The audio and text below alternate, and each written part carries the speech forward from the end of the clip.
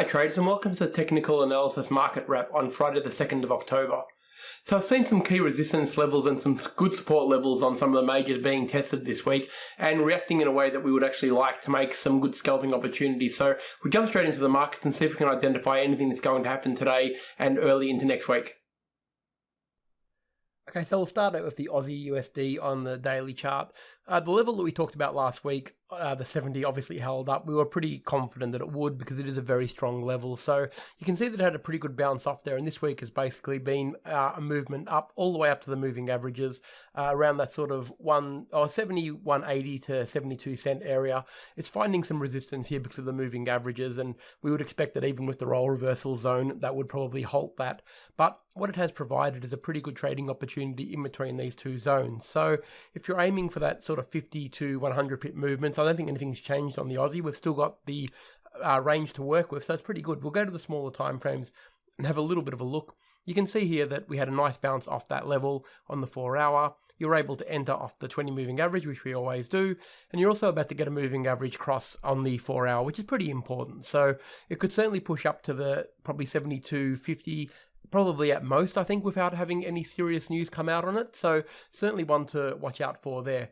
We'll take it back to just one more time frame. We'll go to the 1 hour, and you can see how many opportunities you got on this. And this is what I keep saying. When you are scalping in between zones, it becomes a very easy trade when you start to see the higher highs and the higher lows. So this is the level that we were talking about last week. And you can see here, it's broken above the 20 moving average, and every time it came back and touched that was an opportunity to get into this trade. Okay, so very easy and flowing movement. Higher highs and higher lows printing nice and evenly all the way up, and now it's found that resistance which we would fully expect at the 72 cents. So hopefully you're able to take advantage of that. Now we're going to watch out and see what it does at this resistance zone. We know we've got some resistance on the daily because of the daily moving averages, but if it breaks down below these moving averages, we'll probably play the game all the way to the 70 cents. Failing that, if it pushes to a new high, more than likely it's going to target the 72.50, so that's what we'd be aiming for. Still, the 50 to 100 pip sharp movements on this one. So we'll now move on to the US dollar CAD. This is an interesting one as well. Look, this has had that nice move. We've got obviously a very serious change of trend on the daily chart. We've got the series of higher high, higher low lightning bolt that we like to see. It's pulled back to a nice level now. It's back to the moving averages, and this is where we'd probably fully expect it would come back to. You can see I've got this yellow channel drawn here. This is where resistance has been in the past. Yeah, a little bit of support there, and you can see it interacted well with this level over these areas here. But when we go down to the smaller time frame, it probably really starts to tell the picture now. We'll move it up to the current one. You can see here that it's had a crack up. It's in well and truly inside the channel now. It's one of those ones where, look, we're in non-farm payroll day today, so we know it's non-farm payrolls in the US tonight. So we're probably not going to see a lot of great moves on any of the currency pairs. They're probably going to consolidate at these very key zones throughout today, and then they'll probably start to move after the news release at the start of New York. So realistically, if you are going to play the short scalps throughout the day today, you've got to be fairly careful that the zones, are going to be pretty tight. You're not going to get really big moves and trade accordingly. So make sure you're putting your stop loss and take profits according to what the market is more than likely going to do, which is not a hell of a lot. It's going to stay in a pretty tight range, we would expect, up until non-farms. But it's no surprise that some of these majors, the ones that we've been looking at in particular, are finding themselves at very key support and resistance zones. Okay, and this is no exception. You can see it's a really good stop up here. When you go down to the 1 hour chart, it paints the picture again. What we're looking for, to give you a bit of an idea of what we are looking for here, it's a series of higher highs and higher lows, probably on the 1 hour at least. We know it's an important time frame, so we want to see a series of higher highs and higher lows, close above the 20 moving average, and that should see us start to get the momentum moving up, especially if the non-farm payroll results are favorable to US dollar strength. All right, we'll go to the US dollar Swissy. It tells basically the same story. It's almost identical to what the dollar index is, which we'll have a look at that in a minute. Still looking relatively strong, though. You can see that we've broken up. It's maintained that level above the moving averages, which is fairly important. The stochastics has been able to come down to the 20 level again. It's finding support here at this zone. Okay, very similar to the CAD. You can see it's pulled back to this really key level here. It's the top of the channel. It's definitely a role reversal zone, and it's got the moving averages backing it up. So it's not going to do a hell of a lot. We'll go to a 1 hour. We're looking for the same thing here. Change of trend on the 1 hour. So a series of higher highs and higher lows. We'll see us probably take a position long on this one.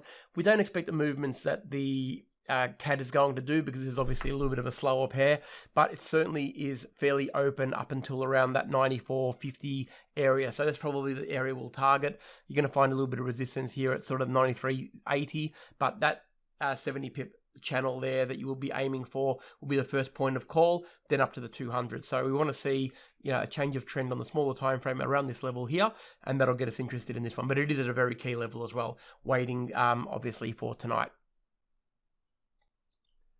So we'll jump into the dollar index. We'll have a very quick look at this. Paints the exact same picture. You could almost be looking at the exact same chart as we were on the US dollar Swissy, and the rules don't change at all on this one. We're basically waiting for a change of trend on a smaller time frame. If we get that, that's going to propel the US dollar CAD and the US dollar Swissy higher, which is obviously what we want in this situation. So, you know, this is very favorable for what we're looking for. Very key level, and I wouldn't expect too much movement out of this one today. You're probably going to find it being a very, very flat sort of day on the dollar index, but still certainly in the levels that we want it to be. Okay, we know this is a very strong role reversal area. Okay, we expect this to hold up unless the news is not favorable to dollar strength, of course.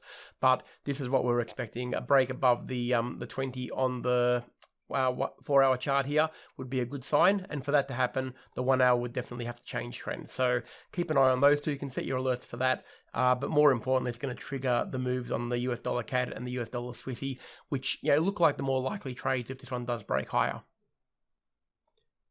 So we'll move on to the EURUSD now. This is basically painting the inverse picture of what the dollar index is doing, but you can see that we broke through this channel last week. It had an attempt to actually break up above it again. We thought it would test a 117, which it did, which is good. It broke up a little bit higher. It's up above the 117 level now, and finding pretty serious resistance at the 117.50 area. You've got the 20 moving average there on the daily, which is obviously significant, and it's also at a pretty strong role reversal level there. You can see these points here. I'll just draw another horizontal line for you so you know what I'm talking about. I'll pop it in here. Okay, you can see that this level here has been pretty strong support, so we would expect that it's going to provide resistance right in its face. If we go to the smaller time frames, once again, we're looking for a change of trend on this one. To take this one long, it needs to break above this level and close above it, probably at least on a 4 hour chart. That would convince me that it could potentially push up into the channel that it had been trading in previously, which was a pretty good channel. So, yeah, it doesn't really bother me if it does that. That would be still some pretty good opportunities because we know we've got good support there. But what I would probably be waiting for in this particular instance is a break above the 117 sort of 60 area, and then maybe a retest. I'd expect it would find some sort of problems at the 200, hopefully come back and retest this level from above, and then I'd be looking for a change of trend up to the top. So that's probably more, I wouldn't be taking the first break of this one because I still think the bias on this one is fairly short. You can see that that's a very serious level. I would expect it would probably find serious resistance here. So the preferred trade is definitely to the short side. And like we've talked about in previous weeks, if it does happen to sell off this area, which is a really good level for it to sell off and make a new low here, the obvious logical target is going to be around that 114 sort of 30 area through here, and that is a lot of pips without a lot of resistance and or support in front of us. So we've got basically a very clear run down to this level if we get below here. So what we want to see ideally in a perfect world, it'll close down here on a daily, and that gives us about 150 to 180 of pips of pretty easy movement without any serious support in front of us. So finally, we'll have a look at the S&P 500. I left this line here from last week because this is the support line that we wanted it to bounce from. It certainly did that for us, which is good. And pretty much it's been a scalping opportunity right through as well. Okay, so we're not getting any significant moves. It's been able to survive the debate, which gave it a little bit of movement earlier in this week on Tuesday. But you can see that it's steadied up a little bit now. It finds itself at a pretty solid level of resistance. Yeah, you can see there at around that sort of at 33.80 area. If I draw the line there, you can see it was problems up here, problems here, and it's starting to trying to test that level again now. I wouldn't expect that this is going to do anything fancy until the non-farm payroll gets released tonight, obviously. So if you are going to scalp this throughout the day, you're going to be wanting to look at the really small movements. Aim for your probably 20 or 30 pip movements. It's above the moving averages now, which is positive for it on a daily chart, but you're going to have to go down to probably a 1 hour time frame or even maybe a 15-minute time frame to actually isolate some moves on this. You can see how ugly this sort of price movement has been. This is probably not going to be the best one to trade throughout today. I would probably be leaving this one alone and focusing more on the majors, and probably start to think about, if you want to scalp today, that's fine. Just go for the smaller moves and make sure you stop losses and take profits are relative to the relatively small moves we're going to get today because of the non-farm payroll weight.